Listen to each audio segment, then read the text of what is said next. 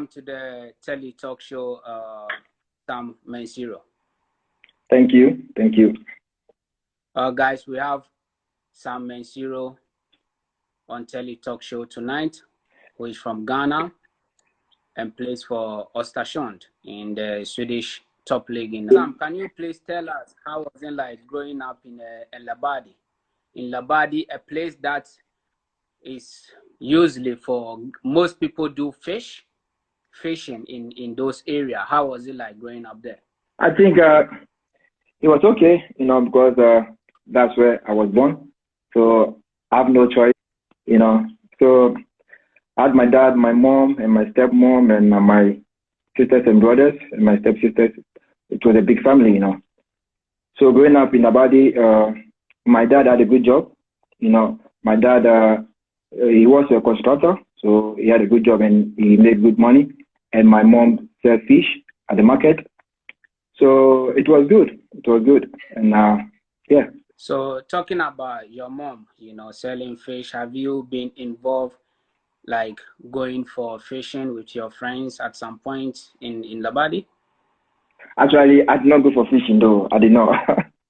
My mom goes to the sea and to buy fish. So I always try to follow her because I love fish, But I never tried fishing. I never tried because one, when I was young, I was scared of water, scared of the sea, that if I try to go fishing, maybe like the water would take me or something, So I never go fishing though, but I always follow my mom to buy fish and then take it to the market and sell. And it was okay. It was good.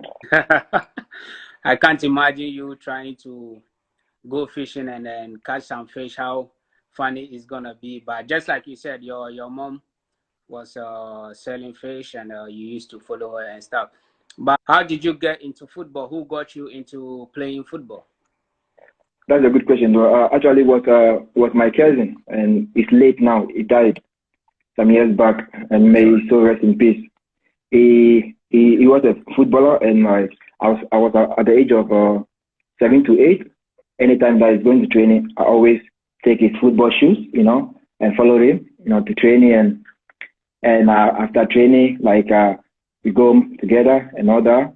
But one day we went to training, and after they finished training, he asked me to come on the pitch, So I went on the pitch and he started playing with me and all that.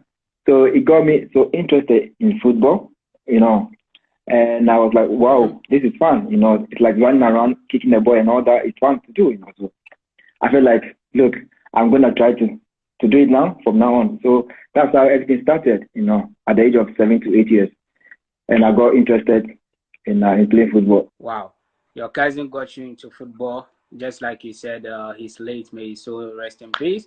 And when you got you into football, did you ever think that you're gonna end up making it in football, or you were just playing around at the beach or in the corners and stuff? By then, we're young, so you're not thinking in the future, you're just thinking about just playing football around with friends all the time, just having fun, But it gets to some stage, I realized that I have the talent, because my family, we are few, and it was only me and my cousin that enjoy football and like football. So I was like, let me take this serious, and then maybe in the future, I can make something out of it. So from there, I started taking it serious. I always go out playing with my friends on the street, and sometimes at school as well. After school, we don't go home. We stay and play football, and it can get late in the evening before I go home. And anytime I get home, my mom get angry at me because I was young and I have to go home straight after school, but I don't go because of football,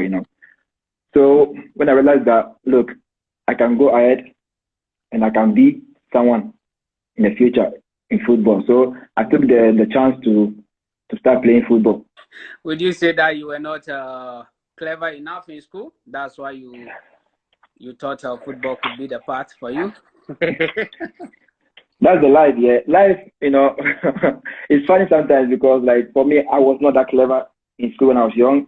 So I was like, no, I'm going to follow football, because football can take you to places, and football is luck, If you are good in it and you have the small luck, then you can go far. So I took football more serious than school. Sometimes after school I don't go home at all. Or even if my mom asks me to go to school, I'll not go to school. I'll just go around with friends, play football, and then I'll stay out until maybe the school time finished, and then I'll go home.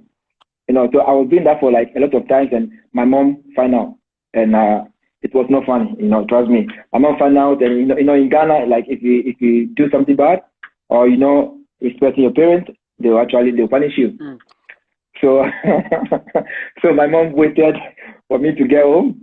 I got home, and she was nice to me. She gave me food, and I eat. Everything was good. Like she was smiling with me. She was talking. She was asking how was school and all that. And I was like, oh, school was great. School was fun and stuff. She knows everything that I've been doing. So and later on, like I was about to go to bed, and then she called me. She was like, I know everything that you've been doing at school.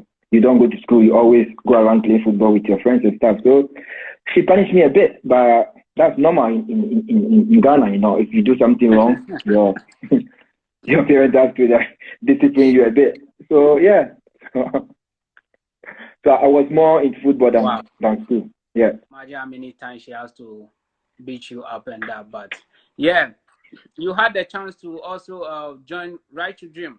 You part of the first generation in Right to Dream Academy in Ghana. How did you join Right to Dream Academy? Yeah, actually, when I started playing football at the age of 8, and there was a local team at my place, and I tried with them, and they were like, okay, you are good, so we'd like you to keep coming. So I was going there until like I think it was 1 year. I played there for 1 year, and Right to Dream came.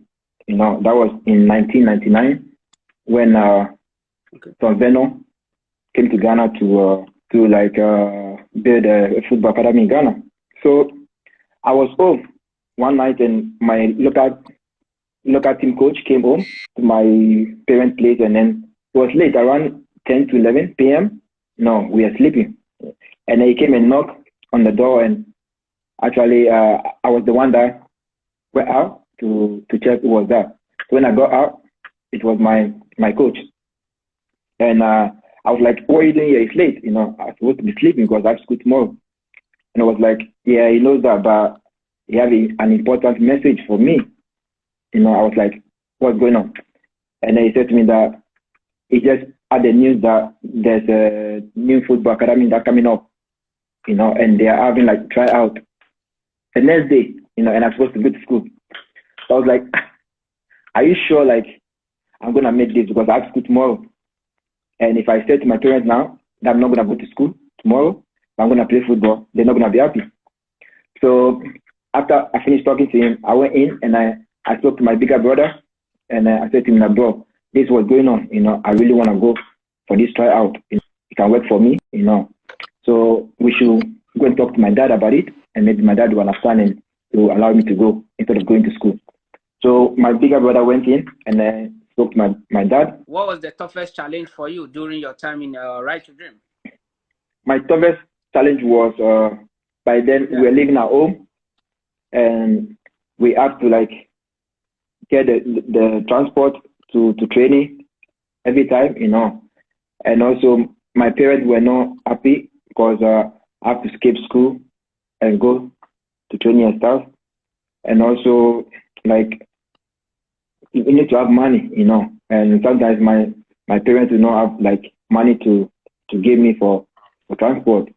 So it was a bit challenging though, but because I wanted to be in that academy so badly, like I always speak to my parents and for them to find a way to help me to get money for transport to training, So that was the challenging that I faced, like, for me to get to the training grounds and stuff and come back home as well. It was tough, and after some time, like the owner of the academy, Tonveno, he rented a big house and got all the players. I think we're like 20 players. So after he rented the house, like we all moved in with him, So it was good. But at the same time, also like I was young, so of course you miss your family, your siblings and your friends around your local place. You miss them because I was only 10 years when I moved in the house, you know. But because I know what I want in life, you know, I was strong and I was like, no, I'm not gonna stop this. I'm gonna continue this and see where it's gonna end me, you know. So that's what I did. Like I focused and I always concentrated on what I want in life. So I left my family and then I moved in with the rest of the boys. And actually, it was the best time of my youth life because if you wake up, you see a lot of boys around you. But the first, second week, I did not know any of them. You know, it's like people coming from different places in Ghana to live in the same house. You know, so first 2 weeks it was difficult, but as we get used to everyone, then we start to enjoy like the life of football. You know, we're enjoying it because we wake up the same time and we go to training the same time, walk to the training ground. It's like 10, 15 minutes walk. You know, so we're doing things together every day. So it was fun. You know, it was fun, and I did have a great time like at that age, I would say. You were going back and forth from Labadi to Legon or wherever you were training during day and night, and you passed through all these challenges. Before Tom had some place to rent for you guys, what is Tom like as a person for him to come down in Ghana and get all these players together from different cities and different like region? What did he tell you guys to believe in him, that okay, we can believe this guy with our football career or our life? Trust him with your football career or with your life? I would say because Tom was from England, and so that is so easy, you know, to that have like a future for the young players in Ghana, you know. So for me, it was so easy to follow Tom, you know. So I had no issue, I had no problem at all, like to follow Tom. It was easy for me because he have a mission to accomplish, to come the whole way from England to Ghana. That means that he's very serious of what he's coming to do in Ghana. So that motivates me a lot that, okay, let me follow this man. And then in the future, maybe something good will come out of what he's doing. So I did follow him. And then now I'm happy to be where I am. And if not because of him, I will not be here right now. Like, he has done a lot for me and most of the boys. And even yourself, I would say, you know, that he has done a lot for us. And I will always appreciate him wherever I am, you know. So yeah, Tom motivates me a lot. Yeah, just like you said, just like myself, he's actually changed a whole lot of lives in Ghana and Africa from different regions and different like continent and that. But you mentioned something. Would you say like Tom was white, that's why you really, really roll with him? If the first white person you've ever seen by then as a kid. I was young, as I said, I was 10, you know. So like, you know, so that age, of course, like you see white men like walking around and stuff in Ghana, but you don't see one that come out to the radio station or the TV station that like, I wanna like have a football academy. No, you don't. So once Tom came and then he did that, I was like, yeah, you know, this is the right guy for me to follow. And you went from Labadi to Right to Dream, and you had your chance to travel to England at the age of 16 years. You trained with Fulham and Everton. Can you please tell us the experience and how excited you were when you heard that you were first going to travel to train with Premiership clubs? Okay, so all started after a couple of years in Ghana in the academy. We moved to a small village in the mountains in Ghana, and we were there for some time. And one day at training ground, Tom came with some guys from Everton Football Academy. You know, he invited some guys to come to Ghana. So they came to Ghana and then they watched a game. And that game, I think I did really good. So after they left, Tom called me into his office, and he said to me, the guys were impressed with my performance, so they would like to invite me and one other guy called Godfred Saka. He's in Ghana right now. He's playing in Ghana. they would like to invite us to England and train with the U16s and all that. So for me, I was like, well, I'm gonna leave Ghana to England. It's a big thing, because I know for true, I know my family would never have money to send me to Europe for sure. So when Tom said that to me, I was so happy, I was excited, and I was just looking forward just to leave Ghana, and go to England and see how it looks there.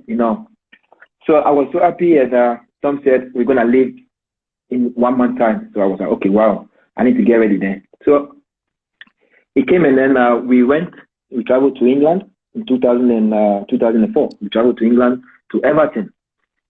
So when I got to England, I was like, whoa, this is so different from Ghana, like everything here is just unbelievable, it's fantastic, So I was so impressed with everything that I was seeing in England.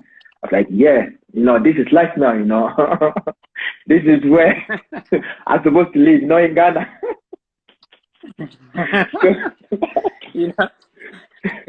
You wanted to run away from the sun and from training hard pitches and stuff. Bro, it was tough in Ghana. I said to myself, I'm not going back to Ghana again, So it was fun, and I had my first training with Everton U16, and they were so happy with me and my friend, and they wanted me to stay, but due to working permit and stuff, because if you're from Africa, you need working permit before you can be able to stay in England and play football.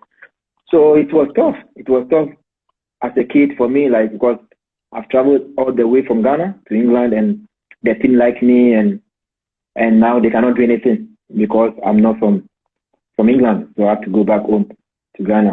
So they were really happy with me, my performance that I gave. They were so happy with me, and they wish I could stay to develop my football there with the U16 and move on to the U18 and stuff, or maybe I can break into the first team.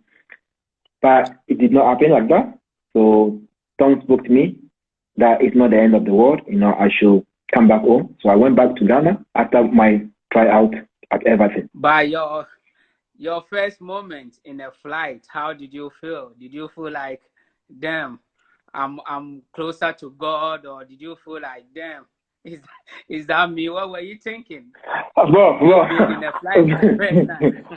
when I first went into the flight, I was like, huh?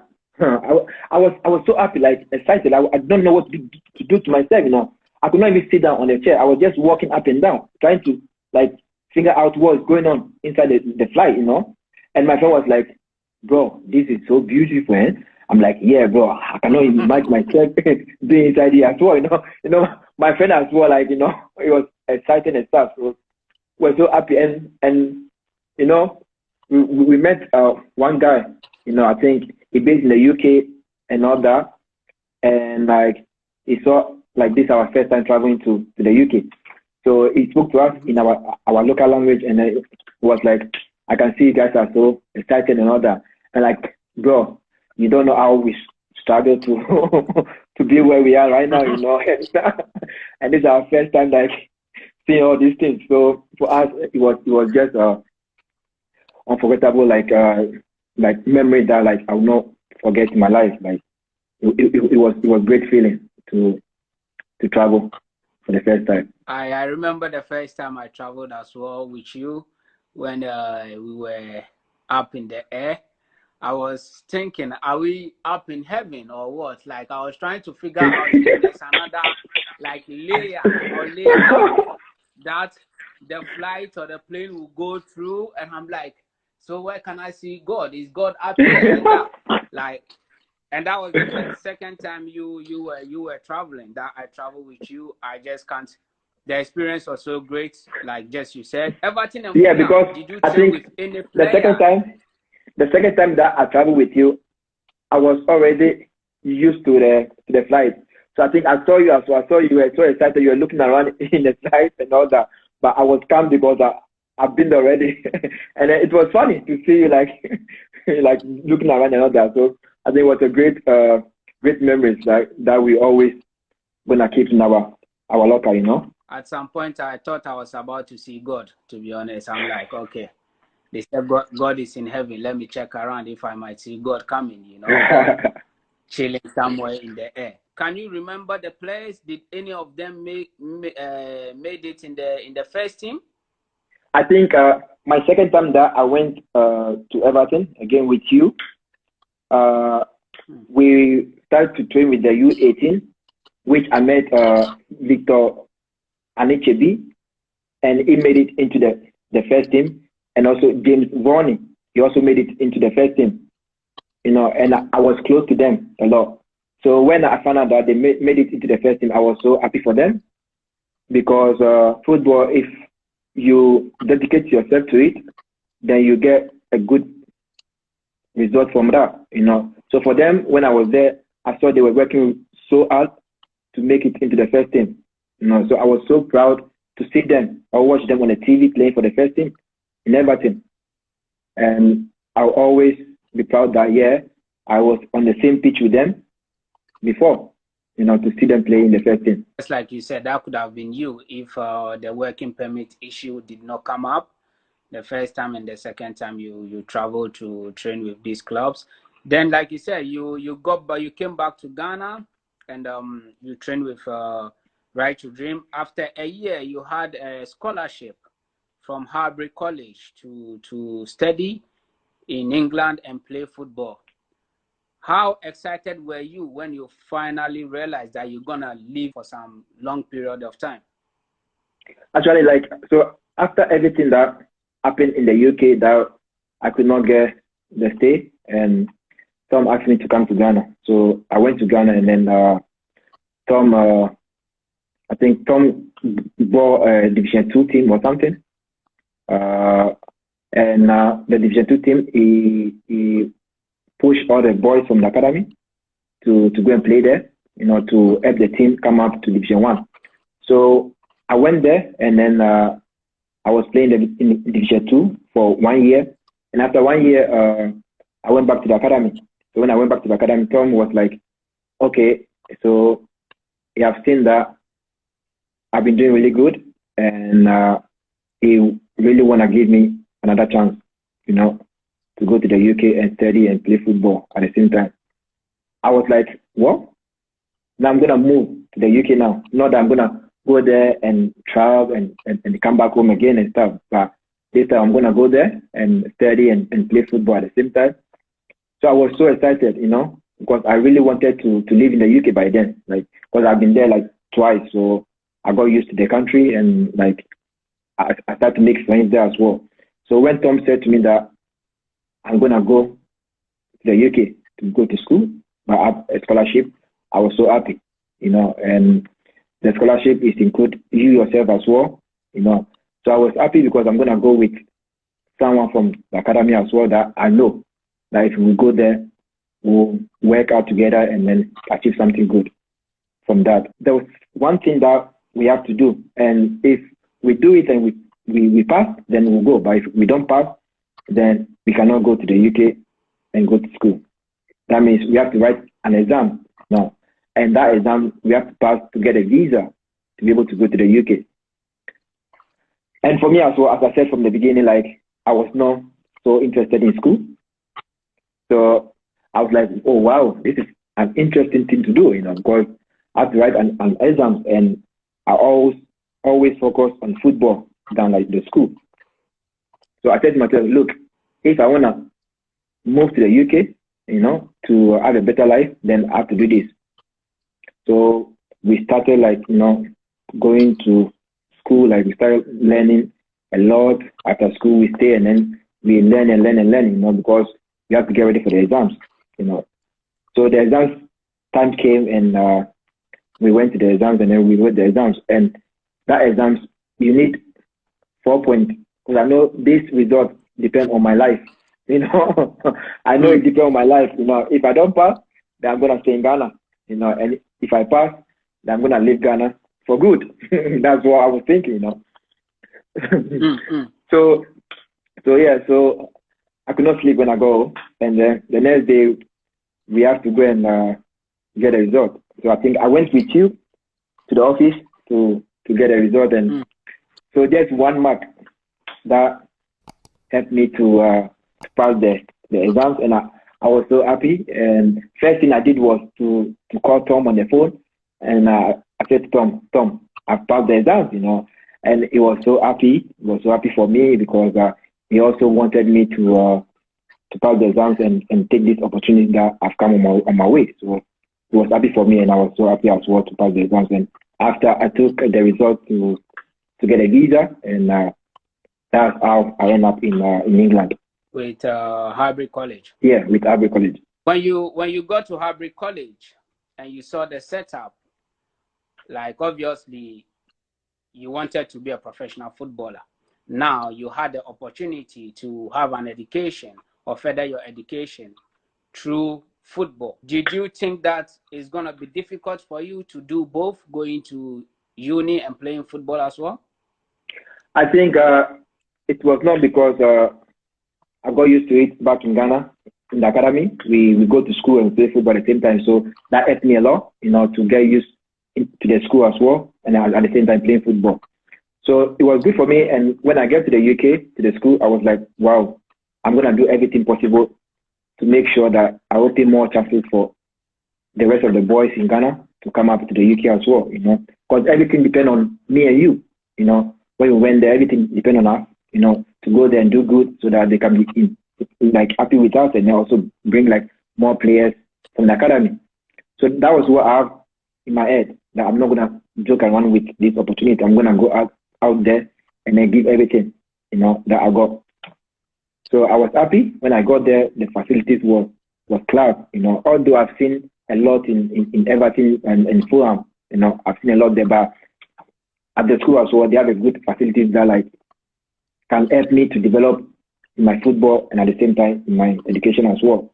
So it was perfect. It was perfect for me to end up in Highbury College. Yeah, just like you said, at some point, when we talked to Tom and Gareth back in Ghana, all they were saying is oh, you guys should make sure that you do well so that the other guys will get the opportunity to join you, because there wasn't enough opportunity for everyone then. So it was kind of like we were having a whole lot of responsibilities around us or on our shoulder, because you had to go there and do the best for yourself and for others that were waiting for their opportunity or for their chance to travel to Europe. At Highbury College, what did you used to do? Did you only go to school and play football, or you had some job as well? Because when I checked the college, they also have students all over the world, like international students and stuff. What did you do? Okay, when I went there, they said to me that I'm going to be going to school and playing football at the same time and working at the same time as well, So I'll be doing 3 things in a day, So for me, I was ready to do whatever to come on my way, So I will go to work. By then I was working at the canteen, because they have a canteen that the students eat and stuff. So I worked there because I have to make money, for myself, for my pocket. Although I was getting food and then free accommodation and stuff, but of course, if you live you need some pocket money sometimes, So I was working at the canteen, in the morning. I have to wake up 5 o'clock in the morning and go to the canteen and work there, make sure breakfast was ready for the students and all that. And it was tough for me though, but because I know that I want something in life, I have to give everything, I have to make sure that I do my best to make it in life. Because once I left Ghana, I said to myself, I'm not going back to Ghana again. This big opportunity for me to make it in life. So after work, I have to go to school around 8:30. Go to school, and after school, then we go to training, and we'll be doing that every day, And for me, it was great experience for me, because that also made me a man, it made me who I am right now, and I'm proud that I went through that process to be here right now, because in life, if you don't go through some difficulties or some issues, you will not learn, you will not get experience. So it was good for me that I went through that process to be where I am right now. Wow. So were you serving breakfast or were you washing the dishes? Like waking up. Actually, like if you work in the canteen, if you work in the canteen, that means that you have to do everything that they do there. You have to wash the plates, you have to serve food, you have to clean the tables and everything. You have to sweep the floor and everything, So I was doing like everything, because I know that this is what I want. I would need to make money to be able to send my family back home because I know where I'm coming from is not good. So I need to make sure that I'll make my family proud. So I was doing everything at the canteen. Wow, and you have to wake up from, just like you said, 6 a.m. till 7, then go to lecture. Then after lectures, you go to training. How many years did you do all this? How many years did you spend in Harbury College, like working? Okay, I think other stuff. I went there 2007, and they gave me 1 year scholarship in college. And after 1 year scholarship, if I passed my course that I went there to do, I went there to do a BTEC National Award in Sport. So if I pass it, then they will give me 3 more years to further my education in the university. So after 1 year, I passed my course and they were so happy with me, everything that I give in school and on the pitch as well. They saw like I'm hardworking guy and they were so happy about me. So they gave me the chance to further my education in the university. So they gave me 3 more years. So I was there in total 4 years in the school. Wow. I remember those days that we have to wake up in the morning, early morning, go for breakfast, try to serve everybody. Bro, we see our friends in the our friends in the queue, some of them taking a pace, be like, can you say, I like this toast, I like this. No, I don't like this, I don't like this. And it was like a crazy moment, but we, just like you said, we were doing it because we had to do it for ourselves, and that's something we learned facing like every challenges that comes our way, because we had education and football. That's what we wanted to do. But now it was a first thing working in a canteen. Did you have the chance to work on the weekend as well? Yeah, because from Monday to Friday, of course, you have school. So the chance that we get is to work in the morning and be able to go to school and play football. But in the weekend, Saturday and Sunday, you are home. You don't do anything. So in the weekend like this, I always go to the manager of the canteen that, look, I need this job so badly. You have to give me Saturday and Sunday because I need this money, So you have to give me that job. and by then, that manager like is a fan of Arsenal. He loves Arsenal, and I also like Arsenal by then, So because of that, we became close, because we always talk about football and stuff, and he loves football. So he always give me Saturday and Sunday. And I remember sometimes he does not give you and Warwick and David Beckham and Thomas Boachi. Because you didn't support us now. On 9, you had Forest Green coming after you after doing so well in a preseason game against a Premiership club, Reading and Birmingham. You had the chance to train with the Forest Green first team. They were in conference by then.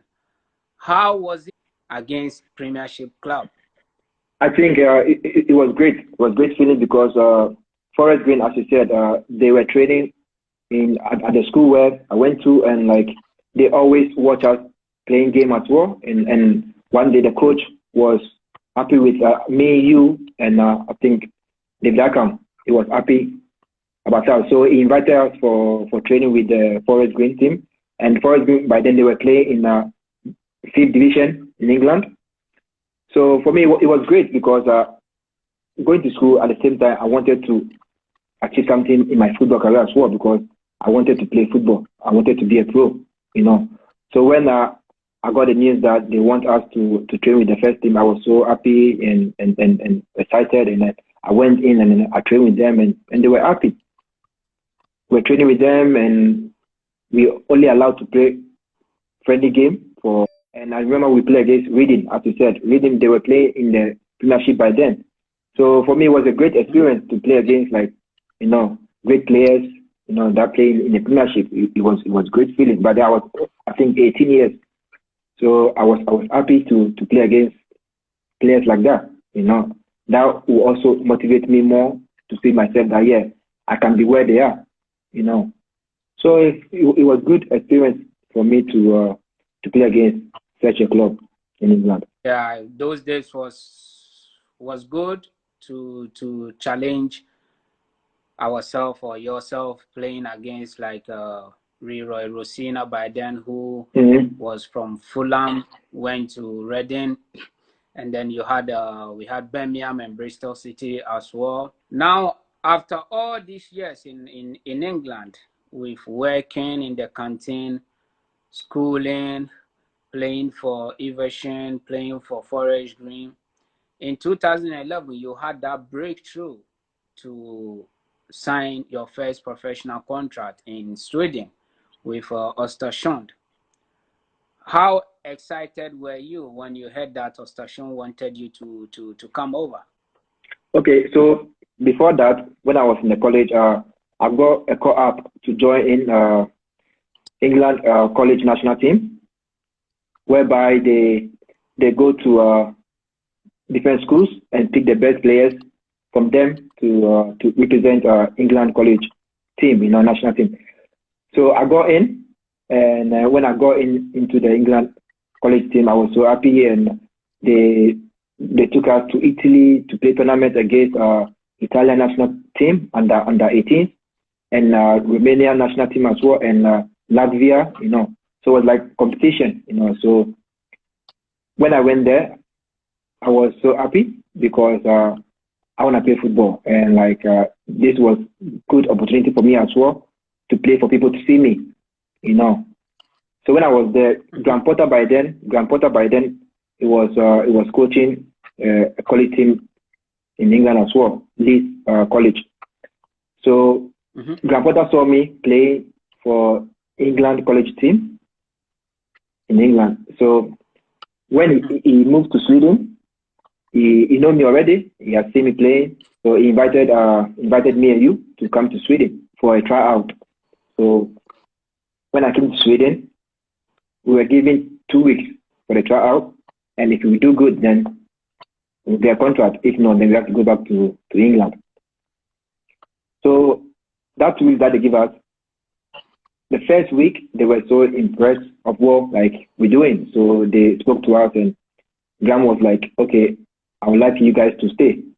So I remember when they said to me and you that we should stay, sign a contract, we were so happy, and we could not even wait to get home to call Tom Venom and tell Tom and tell our family that we're gonna sign our first professional contract. I remember that day when we were walking on the street, me and you, and we were just jumping around and and all that. So that's how I got to Östersund. By then also I did not know a lot about Sweden. Only thing that I know about Sweden was Zlatan, because Zlatan is a big player, and I also know that it's very cold. It's very, very cold in Sweden, and they have blonde girls, beautiful blonde girls in Sweden. So that's these three things that I know about about Sweden, Because in my mind, I really wanted to stay in the UK and force my way out to get a pro contract, but it was not possible. So coming to Sweden was another chance for me to improve myself, to get a contract. So I did that, and I got a contract in Östersund, and it was great. Wow! It was a great trials and great time in Östersund when Graham Potter told us he's gonna sign both of us. Just like you said, we're jumping around like chickens, like we've never, played football before. And your time in Östersund, you got them up from Division 2 to Division 1, and you had another promotion to Supereta. When you started playing a professional football, how was the feeling like? Now you feel like, okay, this is my dream. This is what I've always been dreaming for, to be a professional player. How was the feelings like? I think it was a great feeling because when I signed the contract, I was like, wow, now this is the time for me to focus more because I've signed a pro contract, and to sign a pro contract is not easy. To come all the way from Ghana and to sign a pro contract was not easy. But I was happy because Graham Potter and Daniel Shimbe, they have like a target and they always know what they want. And when we were about to sign a contract, they spoke to us. If you can remember, they spoke to us that in 2-3 years they're gonna be in the top league in Sweden. So that mentality that they have, it motivates me a lot. That I can give everything for this team to help this team, go to the top in Sweden. So it was great to qualify them from Division 2 to Division 1. And from the Division 1, we went on to go to Sparta, which is like second league in Sweden. And it was good. We had a lot of good players that are ready to fight, to win games and to go all the way to the top. So everything was easier because if you have the right team, then you always win. And I think that's why we won and we came up to Sparta by then. Yeah, it was a tough season, both at some point. I think the fans didn't believe that we were going up, and like you said, we had good players, very good players. Like Jamie was there, David Akam was there, Thomas Boateng was there, Brian Wakey was there, and it was really, really good. You spoke about the blonde girls. How did they treated you in Östersund? Because you coming to Sweden, you felt like, okay, where are all the blonde girls? That one is secret. I'll tell you later after the interview. the blonde girls probably didn't make you focus on football. No, it's like, because by then, that's the only thing I know about Sweden. Only these three things like Zlatan and that the country is very cold and they have a lot of blonde girls, So, yeah, it was okay. It was okay. Because I knew what I want, so I was not too much into that thing by then until I got what I got. And now, now I have a girlfriend and 2 kids. So, yeah, I guess it worked for me at the end, Yeah, at the end, you end up finding a good wife. So you are good with 2 kids and everything, which is very, very good. Graham Potter coached you for, I think, 2 or 3 or 4 years. Now he's coaching in the Premier League with Brighton. What sort of coach was he by then? Wow, Graham Potter. If I say I'm going to talk about him, I will spend all night here right now talking to you about Graham Potter. What a guy! Give us a little bit like memories you've had with him, or the way his approach of coaching and other stuff. That guy is a special coach for me. Like for me, it's a special coach for me, and he knows what he wants, and he knows what he can give to the players, and he knows how to develop a player as well, and also he knows how to win games against the opposite teams. He knows the weaknesses to use against them, and he's always ready to listen to a player, which make the relationship between the player and the coach. So with Graham Potter, I would say after Tom, Graham Potter is my next dad, because Tom did a lot for me to get me into Europe. And after that, Graham Potter took over, to help me develop my football and also to help me to be a good person as I am right now, So Graham did a lot for me, and he deserves where he is right now because he's a good coach and he has helped a lot of players in Sweden, So he's a great guy, and he's doing really good. Yeah, he's doing good in Brighton, and probably when he first started with Östersund. I don't think many people knew much about him. By then, he did so many great things with Östersund, taking Östersund to the Europa League, winning the Swedish Cup with Östersund. We're gonna come there, and just like he said, now he's in the Premier League. It's not easy to achieve that. After 2.5 seasons with Östersund, you won the Player of the Year in 2013 with them.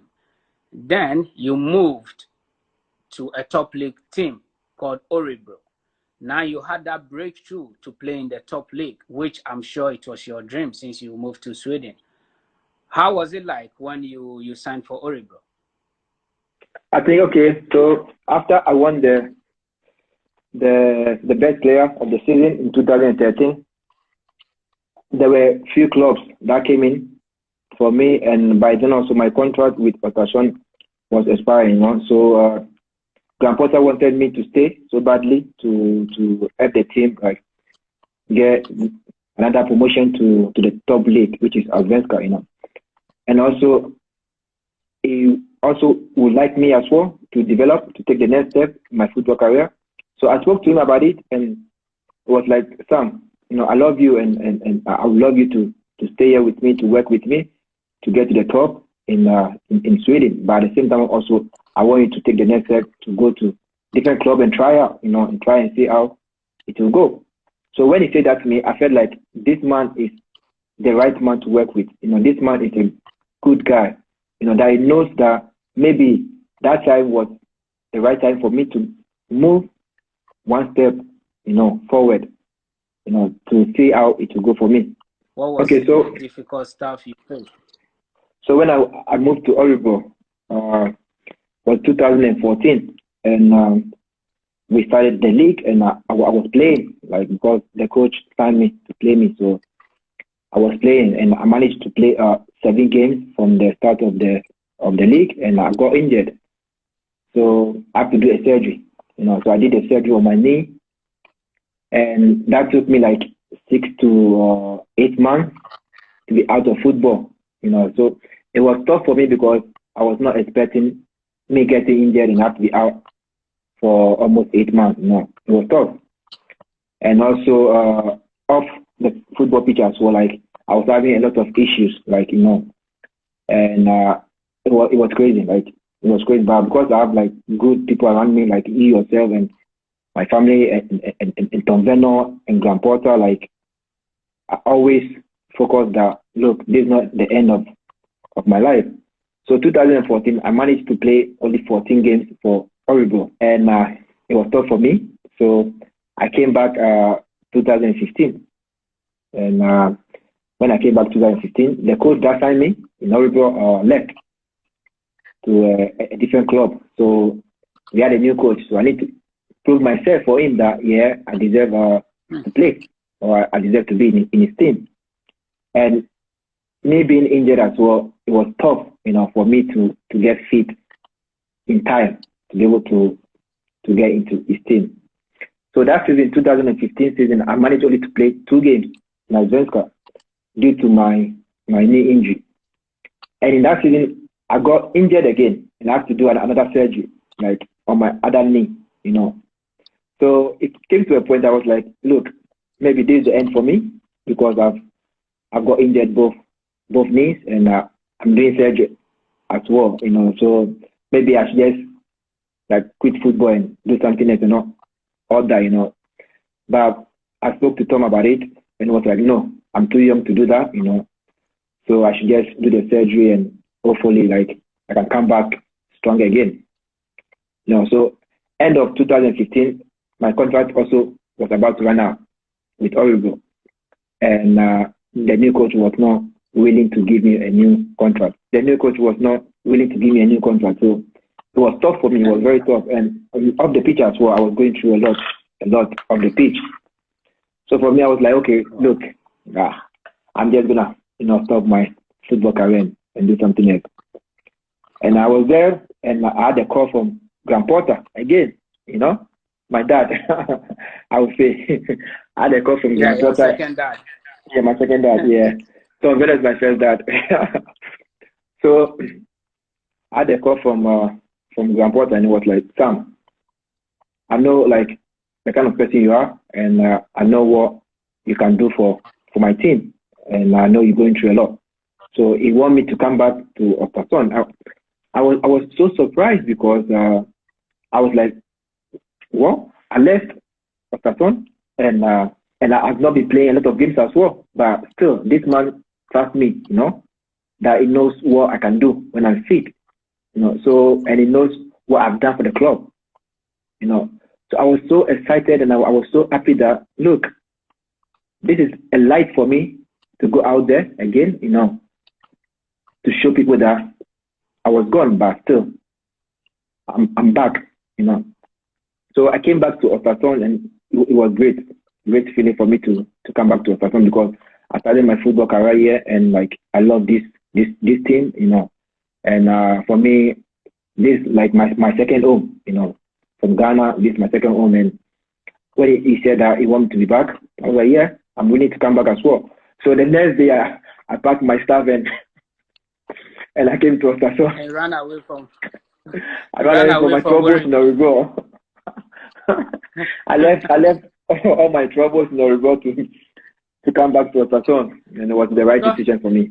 Talking about troubles in Örebro, just like you said, with the injuries and the stuff you were facing outside football as well, mentally, how did it affect you as a footballer? It did affected me like very badly, because like it's like you're not expecting something, and then the thing just hit you down like this, like you be confused because you don't know how to get out from that thing, So I think I struggle a lot, very, very a lot. Like sometimes, like I wake up and I don't know what to do to myself, because I'm injured and I'm on crutches, and like I was living alone and I have to cook, I have to do a lot of stuff, So I was like, what's going on in my life right now, Because I don't understand. It was difficult. Like I don't understand. But what I always do was to pick up the phone and call my family, or call Tom Beno, or call my friends. And I'm so glad that like you were there to help me as well, to give me motivation as well. I'm so proud, and I always say thanks for you. So it was difficult, but because people around me that are willing to help me to come on my feet again, I was so happy, So they give me the motivation and the confidence again that look, it's not the end of the world, so I should be strong. So I was strong for my family and my friends around me. That's how I came out from that difficulty that I had in Origo. How much people believe that footballers do go through a whole lot of stuff, especially when you are living by yourself and you are injured or you have a surgery, you are not playing, you are not in the coach's plan. It's a whole lot of things going around footballers. It can lead you to mental health or depression or stress and other stuff. So I think everybody was glad that you managed to come out of it. Talking about cooking, what's your favorite Ghanaian food or Swedish food? My favorite Ghanaian food was jollof rice. I love jollof rice a lot, and chicken. That's my favorite. So I always make sure that I cook it at home every week. And my girlfriend sometimes she's like, "You making the same food over and over again, Every day. But that's my favorite food, And also my favorite Swedish food is potatoes and fish, They love it here. And yeah, so now your second comeback to Östersund was big. Everybody was looking forward to it. The fans really loved it. They saw you back playing for a club you started with as a professional player. Graham Potter played a whole lot in your football career. When you got back to Östersund, how did you feel to be back home? When I came back to Östersund, I feel like, this is where I belong, So I'm gonna come out here and then make sure I'm fit and give everything to this club, because this club is helping me again to stand on my feet, So I was just happy. I was just excited to come back again this club, and I was willing to listen to whatever the Graham Potter and Daniel Shibe would tell me to do on the pitch. So I was trying to give everything for them, and myself as well.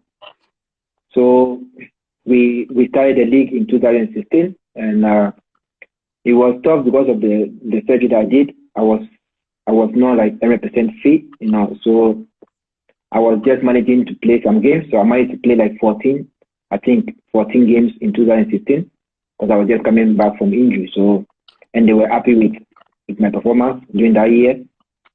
So they extended my contract one more year for me, which is 2017. And 2017, we started the league, and before that we started with the Swedish Cup, and it was good.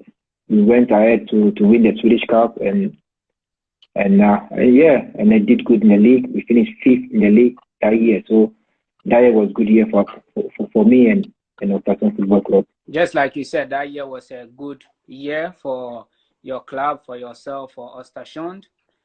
You went on to win the Swedish Cup.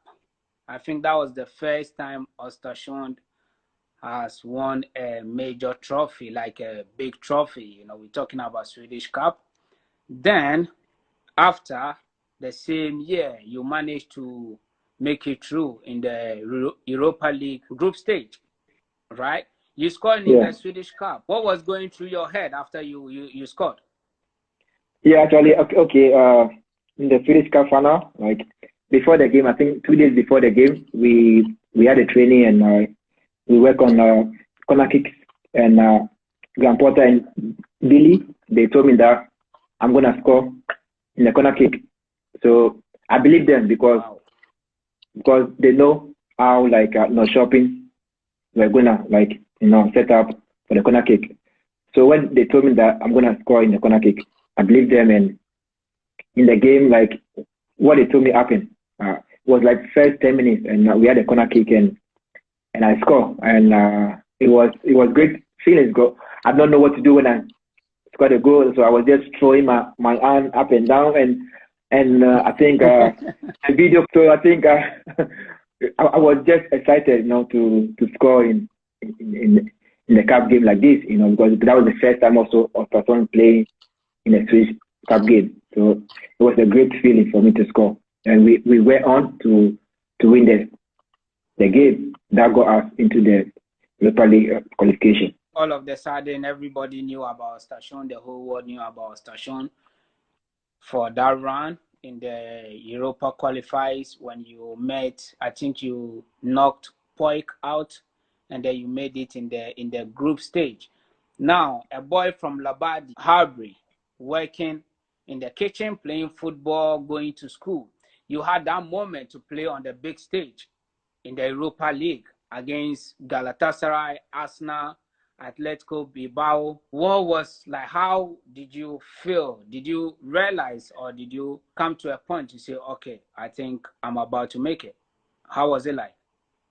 I think I felt like, look, this is the dream that I've been dreaming about, to play in the biggest, or one of the biggest competitions in Europe, Europa League, and for me as well, it was just something that's like, I could not believe myself that, I'm playing the Europa League, against Arsenal, as you said, in Galatasaray and stuff, So the feeling was just unbelievable. It was crazy. Like I remember we went to Turkey to play Galatasaray, and then when we got there, like in the stadium, the fans, like they were so loud, and you could not hear anything, if you're on the pitch. Like even if your friends were talking to you, you could not hear anything. It was so loud.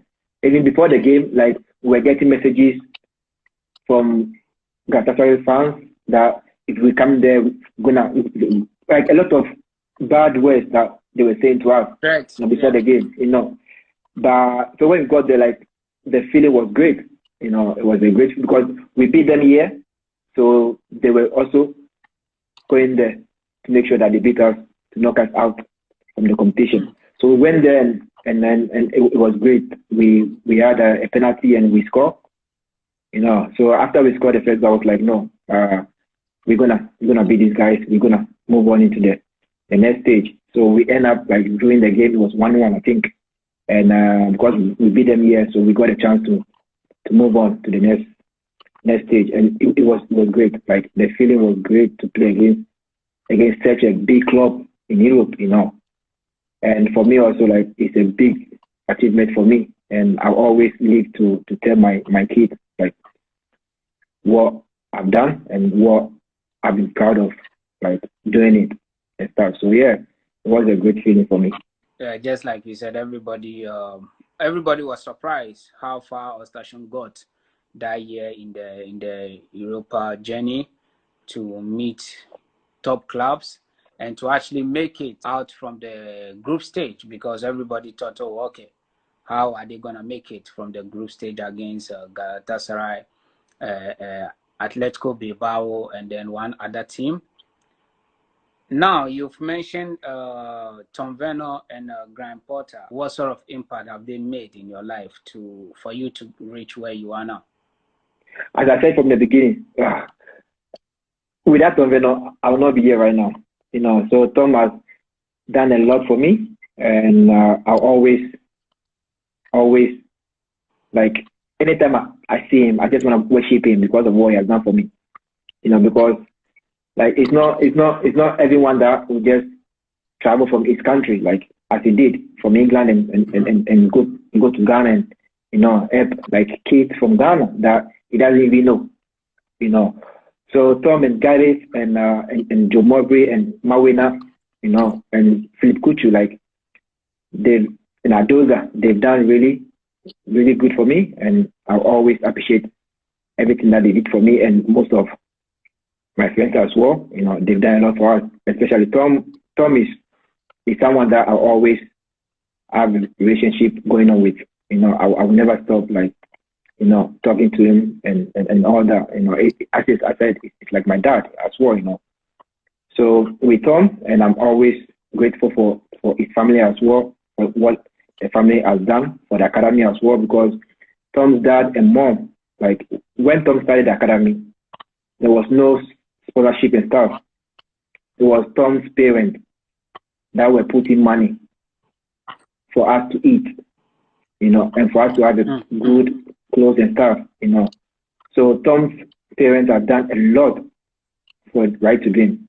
And I'm so happy to see Right to Dream like developing each and every year, and like having the good players now, developing the good players now to come to Europe and make it here as well, because yeah, just like you said, he's actually done and doing amazing job out there for Right to Dream. Where Right to Dream has come from, the journey is so crazy. Like people actually don't know how much he did sacrifice himself for this academy to be running now, and for other players, other kids from all over Africa. Africa, yeah, to have the opportunity to achieve in football and in education. Now he's running Notchland as well, which you have like Kudus and all Maxwell, all these Right to Dream boys doing very well there.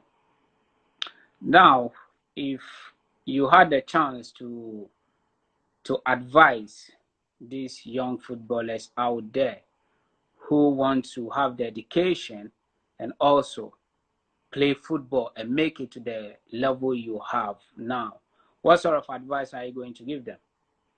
I think for me, I would advise the young ones, and I've been doing that, sometimes in life you have a lot of challenges and stuff, and if you made your mind that you want to achieve this in your life, you should go for it. Like, don't let anyone like bring you down or something. Like, you should follow your dreams and stuff, because maybe today it is to go good for you, tomorrow to go bad for you, and you have to be strong in your head and all that.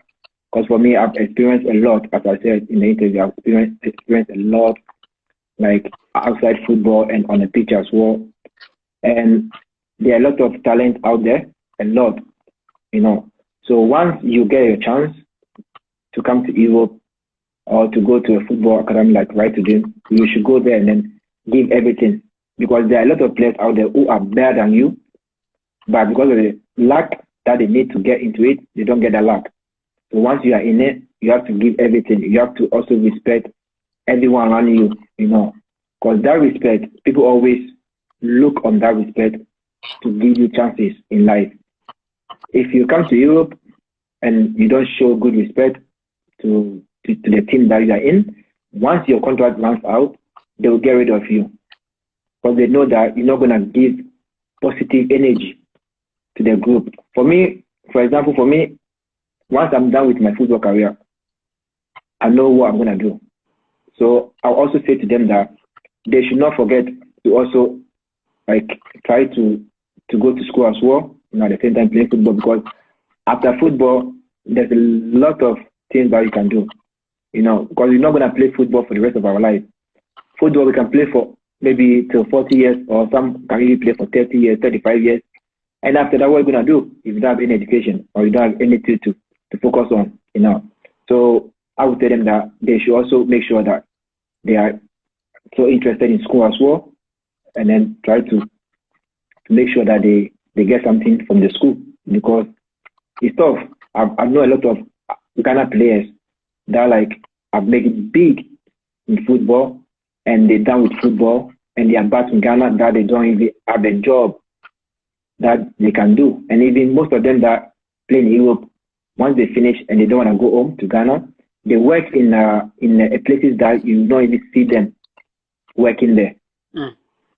So all this, you need to have it in our mind that education is the key. If you have the education, then you can do something after football. Because for me, example, now that I'm talking to you, I'm done with my personal training course to be a personal trainer, so I can work with it, after my football career. Because very soon I'll stop playing very soon. I'm 32, so I'm getting to that age that if I get there, my body will tell me that, look, Sam, it's enough. Then what am I going to do if I don't have this certificate down that I can work with, that I cannot do anything. But now that I've done it, and I know that, after football career, I know. You've actually said a lot, and you've hit on some valid points. His football journey has been crazy and inspiring story he's shared with us tonight, and it's so amazing to hear your story, where you came from, what you've been through, to be able to achieve whatever you've achieved for yourself now. Before we finish this show, guys, you can follow me on Telly Shays or Telly Talk Show. Then please subscribe to my YouTube channel, Telly Talk Show, because most of the interviews will be going on there. Being a personal trainer when you're done with your football career, are you looking to join a club, or you're going to have your own gym, or you're probably going to end up working with Graham Potter again? Actually, I have two options: either to have my own gym and and work in it and have my clients coming in, or work with a football club. And working with a football club, as I said, I'm already here in Östersund, and I'll always be here because my wife and my kid, of course, my wife from this city, so I'm always gonna be in this city. So either I'll work for Östersund Football Club, or maybe, who knows, Northland in Denmark, or my second dad, Graham Potter. I can contact people that I know that can help me, develop in the job that I want to do. But I've already spoke to some other coaches as well that are willing to help me when I finish with my football career. So I'm happy with everything right now. I'm happy with it. Thank you for coming on Telly Talk Show, Sam Mensiro. We appreciate it. Thank you for your time and sharing your story to everyone out there to hear you out, and hopefully it's going to inspire a whole lot of youth or young players coming out wanting to achieve their dreams in football. You had your education in Harbury, and here you are playing football, and also you have a certificate as a personal trainer. Thank you very much. We wish you all the